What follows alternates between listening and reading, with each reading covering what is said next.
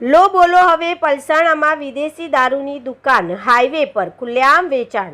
સુરત જિલ્લામાં પલસાણા તાલુકામાં વિદેશી દારૂની દુકાન હાઈવે પર ખુલ્લેઆમ પોલીસના છુપા આશીર્વાદથી મેઇન બજારમાં હાઈવેની બાજુમાં ઇંગ્લિશ દારૂનો અડ્ડો ખુલ્લેઆમ ધમધમી રહ્યો છે। શું આ માથાભારે ઈસમને કોઈનો ડર નથી? શું પોલીસને હપ્તો આપી એમનું પણ મોઢું બંધ કરી દીધું છે કે શું? તો પલસાણા પોલીસ જાણવા છતાંય અંજાણ છે એવી લોક ચર્ચાઓ। પલસાણા જેવા વિસ્તારમાં ખુલ્લેઆમ દેશી તથા વિદેશી દારૂના અડ્ડા ચલાવવાની પરવાનગી આપી રહ્યો છે કે શું?